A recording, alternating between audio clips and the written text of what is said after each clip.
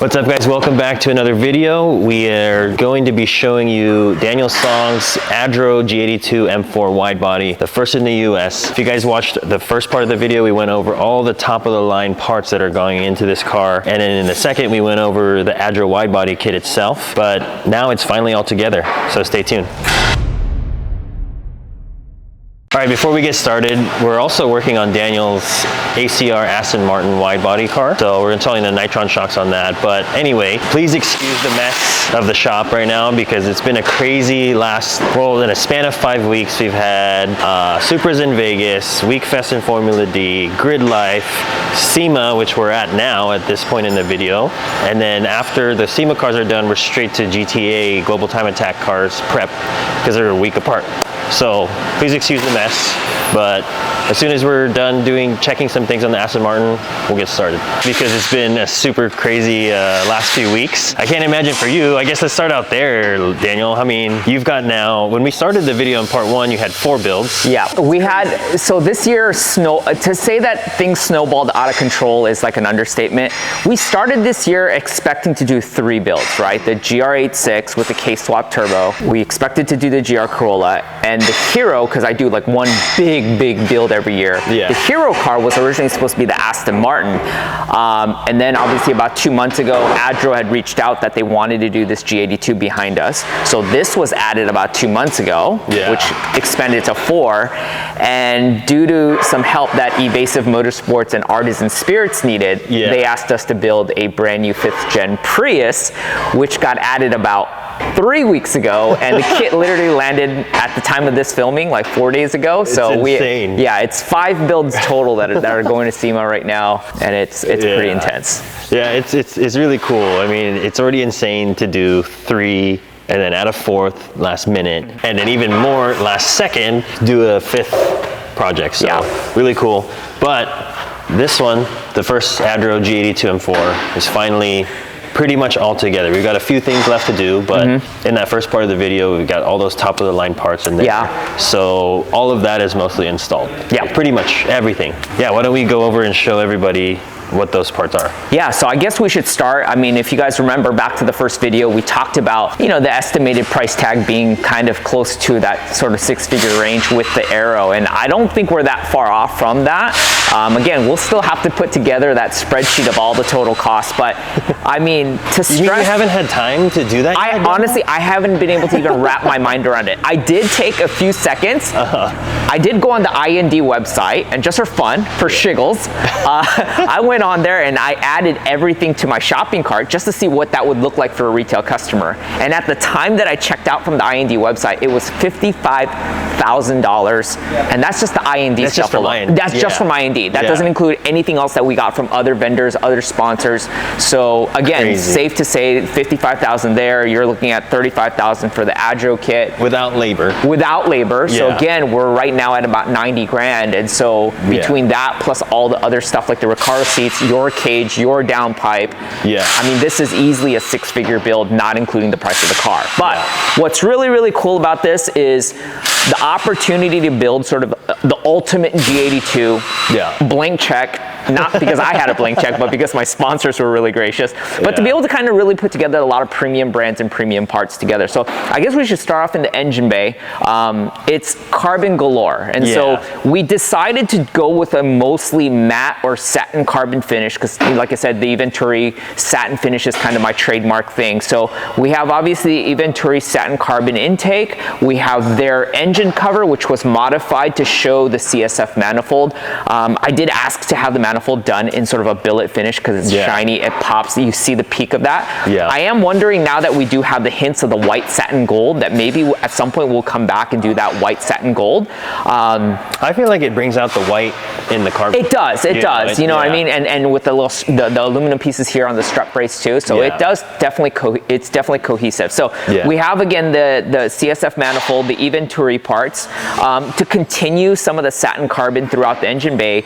In div, actually provides these ECU covers as well as the cooling shroud up front. They have both a carbon, glossy carbon and a satin carbon finish. We decided to go with sort of the satin carbon to kind of finish out the whole engine bay. Yeah. Mario from Golden Wrench actually already knew what color the car was going to be, and we saw it on video 1 where we actually sent him a swatch of this Inozetek PPF, which we'll talk about here in a second. But I sent him a swatch of this, and he had his anodizer basically key it as closely as possible to the PPF color. And so these aren't some like off-the-shelf green anodizing. It's actually kind of a one-off set that he did for us. And the last and obviously most significant piece, or visually, is this brand new Carbonius CSL style carbon strut brace. I didn't even know you were getting this because it wasn't in part 1. We didn't talk about it. It was one of those things where Ryan over at IND said that Carbonius was working on a strut bar, because we were talking about what strut bar should we run there, and there's already probably like 3 or 4 really good solutions in the market, and he kind of told me that Carbonius is working on something, but he didn't know if it was going to make it for SEMA, so we didn't mention it at all, because for posterity it would be kind of funny if we didn't end up having it. Luckily, Carbonius finished this like last week. They overnighted it to IND. IND got it on Monday. They test fitted it because they have one. There's actually 2 now. There's I think theirs is on their car, their shop car, and then they confirmed the fitment and they overnighted this to obviously StudioRSR, and we put this on yesterday, which then finishes out the whole engine bay. And I think it's really, really cool. We ended up going with the glossy carbon because we thought if it was matte, all of this will photograph or visually look like one dimension. Yeah, but that's what I wanted to bring up. Yeah, it's different whenever you get parts, right, and you see it on a website, and then you get it in a box, and then you get multiple parts and you see it laid out or whatever, but then when it all comes together, you're worried, is it going to look good or whatever? But look at this, it's like as one full complete look of the engine bay. It's very cool, but it's very clean. Right. It's for how crazy the parts are, it all ties together. Especially with the ADRO hood.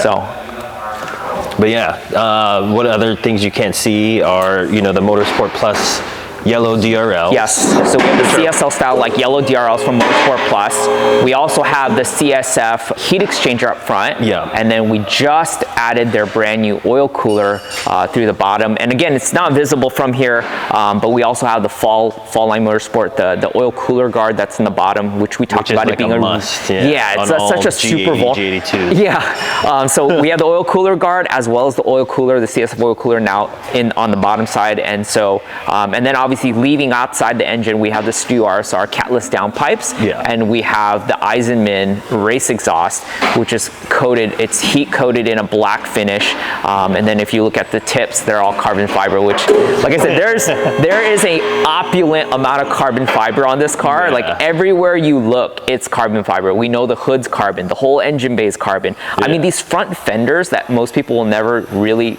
recognize are actually carbon, and so we actually painted, we left the sort of the inner part of the fender exposed carbon so people can see it. If you actually look in the sort of the wheel well of each fender, you'll see that it's carbon. And again, like I said, out back. And you mentioned earlier in the other video, you weren't sure which parts you're going to leave carbon, but it's like, I don't know, maybe your experience is just, it's the right amount. You can still know, obviously when the hood's closed, you can't tell, but when you open it, like you said, it's carbon galore. And it ties into the fender too.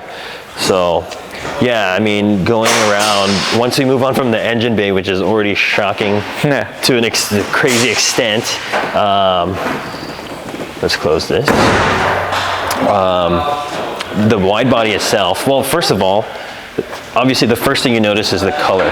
So when the car came back from ADRO Werks, I didn't remember that it was PPF. I thought it was just wrap. And then, you came in, a lot of people walked into the shop who were fortunate enough to see it. They were like, oh, it's painted. No, it's not. It's PPF. So I forget what this color is called. Yeah, so this is a sort of a new sort of line that Inozetek is launching. They are obviously known for their like super glossy sort of vinyl wraps. Yeah. But starting last year, they introduced this dynamic PPF. So it's kind of like the best of both worlds. You have a material that's thick enough to sort of protect your car against rock chips and dings. Not dings, but like rock chips and scratches. It has the self-healing properties that you would normally see on a PPF. So it's a little bit more durable. And then again, you have the things that people love about Inozetek, right? The super glossy, lack of orange peel, like super like paint-like finish. And this car, like I said, a lot of people, like, they thought this car was actually repainted, you know what I mean?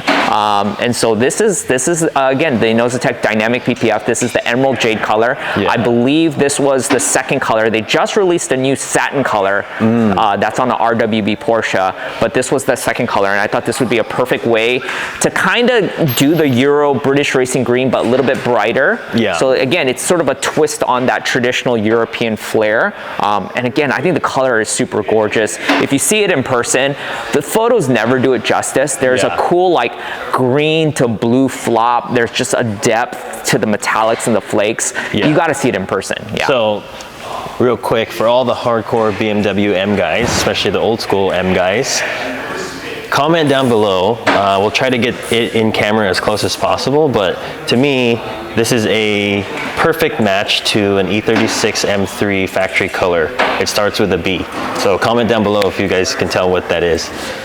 But yeah, let's move on. So obviously in the last episode, we had the kit laid out. So obviously on the car, where the pieces came together and everything like that, where was the challenges and what makes it so unique? So like some of the other complicated wide bodies that we've done, like the Werks Supra in the past, the complicated part of this kit is really the fact that every piece actually has to fit to the next piece. So for example, if you look at traditional wide bodies, you'll have an over fender, but that over fender doesn't necessarily attach to the side skirt. It doesn't necessarily attach to the rear over fender. But if you remember in the Werks Supra, the rear fender flows into the side skirt flows into the front bumper caps, all the way into the fender. So if you're off on one piece, everything else is going to be off. So the ADRO kit, as beautiful as it is, that's probably the similar challenge. It's, if you notice, the side skirts actually bolt up to the fenders, and so you have to make sure your front and rear fenders are anchored in the proper place, because if it's even inboard by 2 or 3 millimeters, your side skirts are not going to fit. And so just getting that right was challenging. Getting the front bumper and the bumper caps to not have a gap. Like I said, I'm super impressed with the ADRO's quality, the production quality. That already made our life a lot easier to start with. So one, we have a great canvas to start with, but it took the help of my buddy Tuan, who obviously exclusively works on all the aero and the exterior stuff for all my SEMA builds. It allowed him to go through and really fine tune some of the panel gaps and the fitment to make sure that it flows all the way from front to rear. What's really cool is the front fender is a full replacement, so obviously no visible hardware. The rear fender, for the people that are wondering, this is a reverse mount sort of system. I think we showed it in that video where we unboxed it. So the studs are actually sort of part of the fender, and they go in through the car. Now that's cool because, again, like I said, you don't see sort of a visual obstruction with external hardware. But it multiplies the difficulty by 3 or 4x, because there's no way to lay the fender flat against the car to double check any panel gaps, right? So we had to actually drill out holes, mount it, nut and bolt it from the inside, weather seal it. I mean, we pulled half the interior out, put all the interior back, was able to check it. And again, like I said, Tuan does his sort of trademark, what he calls his gapping. You know, and if you now actually follow the camera, I mean, there is absolutely, I mean, there's no gap. There's no gap. That's the whole point. It almost looks like it was a line of the body. I mean, we're basically nothing short of it just being a step away from the actual factory body. That's what it looks like, and that's the goal, right? We're not hiding it with silicone. There's no rubber gaskets. There's no weltings. I mean, it's this is kind of what we mean by execution, right? Knowing that there's no panel gaps, knowing that this fitment is, you know, dialed in. So so that's the rear fender. Davis was here yesterday. So Davis, you've probably seen him in a few of our other videos, is the lead designer for ADRO, and again, this is the the first time he's got to see his designs off of the computer in real life, in person, in the US. Obviously, he's seen the one in Korea that he drove around. But the main thing he mentioned to me was his biggest decision he had to make was whether to do the rear quarter panel in 2 pieces or in 1 piece.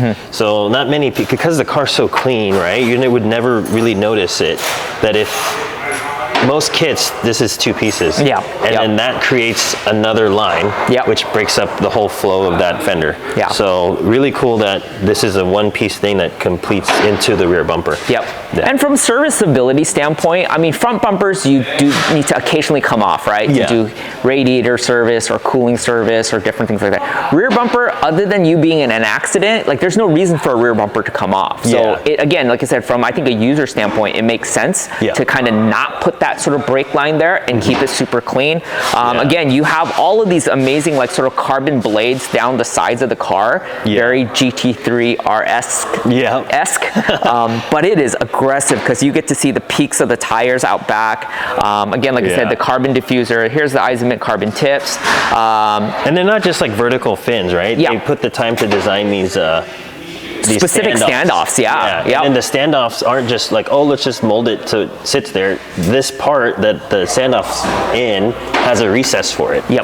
So it's just really, I mean, just little things like that, just making sure that there's recesses. If you actually look at the standoffs, every one has a letter and a name. So I think it describes which 4-corner, which one it is. Like it's like A1, A2, B1, B2. That's awesome. It's printed on each piece. And to me, that just shows the thoughtfulness of like, we need to do this so that the customer understands. And I'm like, I love that. I appreciate production quality. This is their new 2-piece sort of swan neck wing. It's visually very similar to their current swan neck wing, except it is more aggressive. You can change the attack angle on the car. It's a little bit higher. The difference between this car and the Korea demo car that's already probably going viral right now, which that car is amazing, is that we're running the Carbonius CSL trunk. This is their dry carbon Carbonius trunk. So I think our rear end's going to be a little bit different. That's a big chunk of that spreadsheet. This trunk alone. This represents a big part of that $55,000 IND shopping cart. But Carbonius, again, was very, very gracious to get us the first dry carbon CSL trunk here. And so, it worked out perfectly. We had to make sure that the wing would still work with the kick and the duckbill style like trunk lid. Thankfully it did. And it did. And we were able to verify that because IND was gracious enough to send us the CAD files for the trunk. And Davis over at ADRO had the CAD files for the wing, so we married it, and so on screen we knew that it was going to work. But obviously we wouldn't know until it was physically on, and it ended up working out. And then aesthetically, you know, I was worried like, oh, it's going to be a wing with a duckbill, but it flows really nicely. And it doesn't affect the actual. I mean, I'm not an aerodynamicist, but it looks like it's not going to really affect it that much. We can have Scott at ADRO test this because I think he does all their aerodynamic and I can bust out the vape. I can bust out the vape, and just take a big hit. And then just again little aesthetic things to just finish out the exterior. Like I said, we had the Motorsport Plus yellow CSL style headlights. Bay Optics provided us with this sort of laser light style like taillights, which the taillights look freaking amazing. And then IND went through and redid all the badging. So we have blackout badging for the front, the rear, the sides. We also have the carbon fiber roundels, which they also paint the outer trim. So it's just little things like that where no detail was left unchecked to just really, really complete the exterior package. And man, I mean that, and then last but not least, obviously, is the custom built Work wheels. We had Werks Japan build us a set of VSXX satin, I think it's called Platinum Gold VSXX. And they're massive. I mean, the rear tires, Anthony was tripping out at this. He saw the measurement for it. It's a 345s in their back. Oh my God. I mean, we're talking like Murcielago Aventador style wheels. I mean, it's ridiculous, the size of these wheels. I mean, everything about the car is ridiculous. That's all I could keep thinking. So, speaking of ridiculous, now let's move on to the interior of the car, where my favorite part, oddly enough, is not even our cage that we make, but these Recaro seats. So you've had a pair of these, haven't you, before? So no, I had the Recaro RMS seats. Oh, that's if you remember, I had the RMS seats, in both Supras. And then when I bought the second RMSs, Recaro USA just released these podiums, and it was kind of like something that they were like kind of leaking online. And there apparently were some production issues, whatever it was, and it took a while. That was during COVID. Yeah, it was all during the height of COVID. And then Evasive brought in a couple of these seats, and I knew that this was going to have to find its way into one of my builds. Yeah. And so my original thought was that these podiums were purchased. When I bought them from Evasive, the idea was that they were going to go into Aston Martin, because the Aston Martin was going to be a sort of a bare exposed carbon car. So I thought, these are the seats that need to go into it. Yeah. But then I saw a couple of your customer cars that you did, freaking with the Recaro podiums and the BMW, and I'm like, oh my God, that looks so proper there. Yeah. And it ended up working out. We ended up getting a partner over at Grid Partners to get seats from Tillett for the Aston. Yeah. So it gave me the perfect excuse to move the podiums into this car. Yeah. And so again, same thing. I mean, I know the interior is not complete right now because we're still going through the air suspension and stuff like that. But we have the Recaro podium seats mounted on the PCI mounts. We have the CAE Ultra Quick Shifter installed.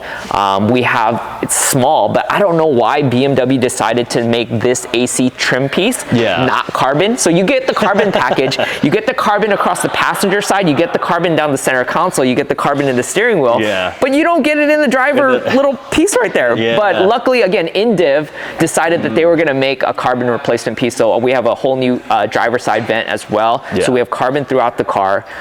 Again, the CAE shifter, we have your roll cage. I know we talked about a 6-point. We will come back to that 6-point later for sure. We're going to hold Robert to that 6-point. But we do have a 4-point cage that will more than work for what we needed to do for SEMA and everything else. That cage too has been keyed in to match the wheels. It's a white sort of platinum satin gold color. So we have the cage, we have a Prazis air system that's here. I don't want to show it just yet because we're still working on a location kit for it right now. And then probably the thing that we were super hyped about when we did our parts unboxing is the JQ Werks steering wheel setup. Because it's so cool to be able to just pull it out. So. And I love how you can pull it out, guys, and it won't air out. Even though, you know, if you disconnect stuff on a factory car, it's going to say, oh, something's wrong with the steering wheel. But when you disconnect it, it doesn't say anything. So I don't know if they programmed that or whatever they did, but yeah, you've got the manual style, obviously. Yeah, so what's really cool is at the time we did the unboxing, we were technically showing the F chassis ones, which they debuted right around Beamer Invasion. And we told you that a sort of a G chassis was happening. And behind the scenes, obviously the JQ Werks team worked really, really hard to get this done in time for SEMA. I know they did a lot of testing in conjunction with you guys. They came down and they did some beta testing with your car, with a Supra here. And so I have the first manual, so again, doesn't have the paddles. But the guys at JQ Werks says, no, we're going to make a special housing just for the manual guys and a different housing for the guys with the paddles, right? So you have it's a different board as well inside. Exactly. So you have the first, if I'm not mistaken, you have the first G series paddle shift steering wheel, right? And I have mine's still a prototype. So does yours say it? Oh yeah, look at that. Yours does say it. There you go. Prototype.